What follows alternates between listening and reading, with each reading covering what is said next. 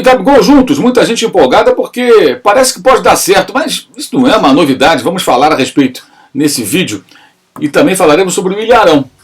Está cada vez mais próximo à saída do mais antigo jogador do elenco rubro-negro, que deverá realmente ir para o futebol do exterior.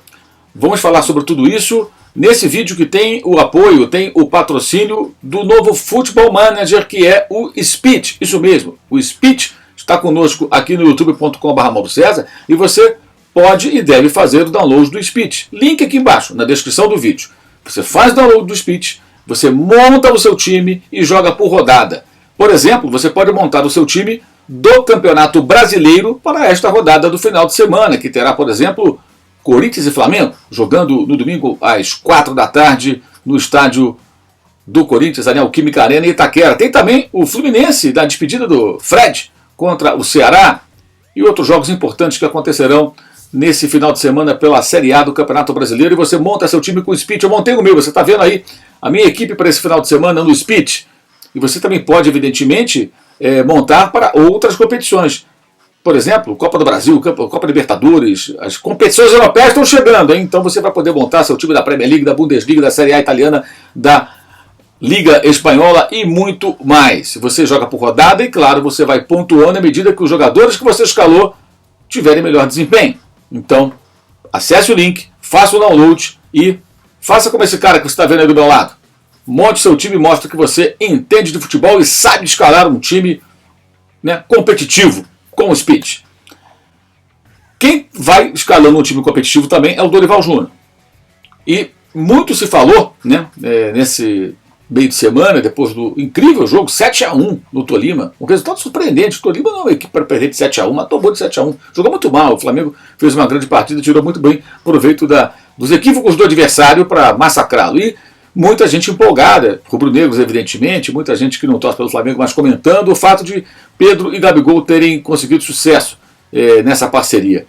O Globo Esporte, o site Globo Esporte, fez uma matéria muito interessante com o Fred Uber, o João Guerra e o Roberto Malleson, né, mostrando que Gabriel, né, Gabigol e Pedro têm um aproveitamento juntos, né, de 82,3%, ou seja, é óbvio que funciona, né, é óbvio. E desde a chegada do Pedro ao Flamengo, que foi no começo do ano de 2020, primeiro por empréstimo, igualzinho o Gabriel, né, depois contratado definitivo, eles foram titulares em 17 jogos.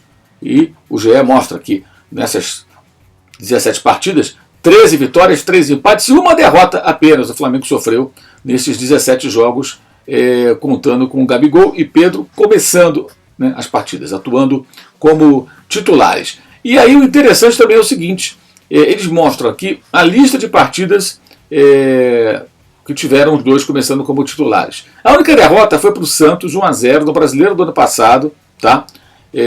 O técnico já não era mais o Renato saiu, né? Ficou lá o Maurício, que está hoje no Vasco como interino. E o Flamengo perdeu por 1-0. O Gabigol perdeu até o pênalti. Era um jogo bem de ressaca, o Atlético já era campeão, o Flamengo tinha perdido também a Libertadores. Enfim, foi um jogo quase um amistoso. Tirando esses jogos, não perderam nenhuma partida, como você viu, né? 13 vitórias foram obtidas com os dois jogando como titulares. Agora, o curioso é que o técnico que mais vezes escalou essa dupla como titular, dupla titular de ataque, foi o Paulo Souza. E tem muita gente falando, não, se fosse o Paulo César, escalaria o Pedro com o Gabigol. Gente, como eu já escrevi no meu blog no All Sport, você pode inclusive acessar o link aqui embaixo na descrição do vídeo, para o texto, escrevi depois do jogo entre Flamengo e Tolima. O fato de Gabigol e Pedro hoje serem a dupla titular está diretamente também ligado à lesão grave sofrida pelo Bruno Henrique, que está fora, vai ficar aí muito tempo fora, só volta no ano que vem. Porque se o Bruno Henrique estivesse à disposição, provavelmente eles não jogariam juntos nesse jogo, seria Gabigol e Bruno Henrique. Porque o Bruno Henrique é um cara que barra o Bruno Henrique no Flamengo, pelo histórico que ele tem, pelo poder de decisão desse jogador. Mas sofreu uma grave lesão, infelizmente, então acaba jogando Pedro com o Gabigol, que acho que é o lógico. Agora vai entrar o Cebolinha, vai aumentar a concorrência, mas ainda não estreou, né? E aí você observa também assim, que os jogos do Paulo Souza com o Gabigol e Pedro, teve até jogo com o Gabigol, Pedro e Bruno Henrique titulares com o Paulo Souza, tá? Mas ele escalou nesse ano, né, contra o Goiás 1-0, que foi um gol do Pedro, jogada do Gabigol, né, e o passe, assistência do Mateuzinho. O Gabigol jogou como meia praticamente nesse jogo. Flamengo 1, Vasco 0 no Carioca, Flamengo 2, Audax 1 no Carioca, Flamengo 3, Botafogo 1 no Carioca, Flamengo 2, Resende 2, aquelas duas falhas do goleiro Diego Alves do Carioca, e Flamengo na Libertadores 2-1 no Sport Cristal. Todos esses jogos tiveram Gabigol e Pedro como titulares. Flamengo e América Mineiro, Flamengo e Tolima foram os 2 jogos em que o Dorival Júnior escalou a dupla como titular. E vai escalar mais vezes, e tem que escalar mais vezes, porque essa é a melhor opção. E claro que funciona. Não combina, não dá certo, isso é balela. Mas é importante entender isso. O Dorival, sem tirar os méritos do Dorival, que faz um trabalho legal, eu considero um bom técnico, eu achei que foi uma boa contratação diante da saída do Paulo Souza, a necessidade de colocar alguém que conhecesse melhor aqui o ambiente do futebol brasileiro, e o elenco e o clube, como o Dorival conhece, porque lá trabalhou também em 2018. Ele está fazendo aí um bom trabalho, começando a acertar a equipe, mas a escalação dos dois ela é quase que imperativa, né? Você tem que colocar os dois. Vai colocar quem? O Vitinho, o Marinho? Não tem sentido. São 2 jogadores de alto nível, então eles começam as partidas juntos e vão conseguindo aí, aos poucos, dando resultado, como deram ótimo resultado nesse jogo da última quarta-feira contra o Tolima pela Copa Libertadores da América. Nesse final de semana contra o Corinthians, desconfio que o Gabigol possa ficar no banco, como aconteceu contra o Santos semana passada.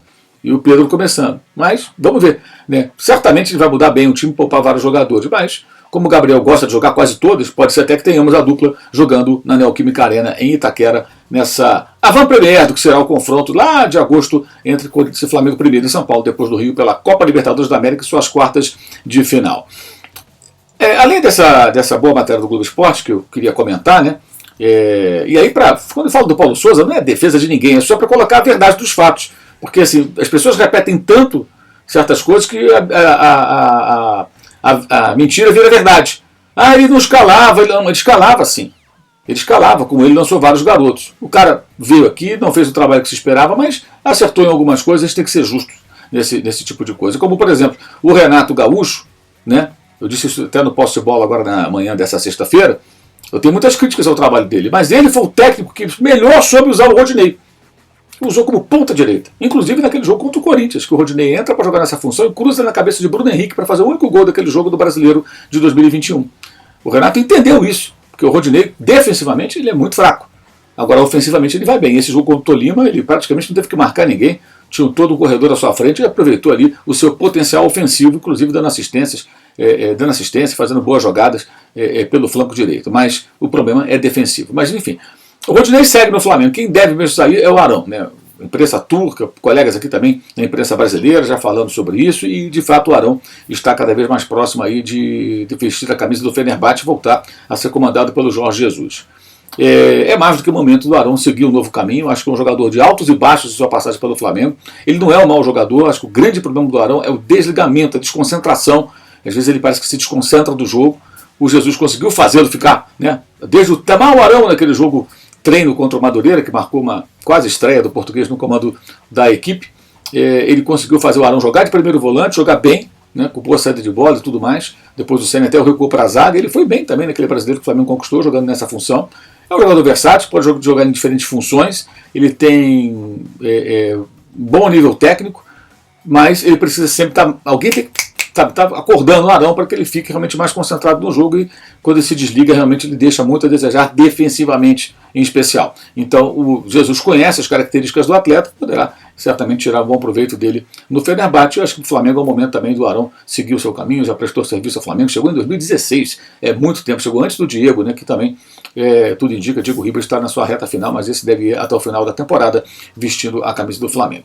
É isso, o Flamengo segue procurando também aí volantes, pode ser o Wallace, pode ser o Wendel, depende de negociações, vamos acompanhar, mas é importante que faça também negócios com saídas de jogadores, especialmente aqueles que têm valor de mercado, podem render um dinheiro para o clube e já deram a sua contribuição, e acho que esse é o caso do William Arão, que não tem que ser xingado pelo torcedor, nada disso, tem que ser respeitado, homenageado, foi criticado quando foi mal, mas também ganhou títulos importantes, fez boas partidas e prestou bom serviço. Vejamos se de fato o negócio vai sair, porque ele já teve para ir para a Grécia, já bateu e voltou e acabou não indo. Vamos ver se dessa vez, de fato, a passagem desse jogador se encerrará, no caso, com a camisa do Flamengo.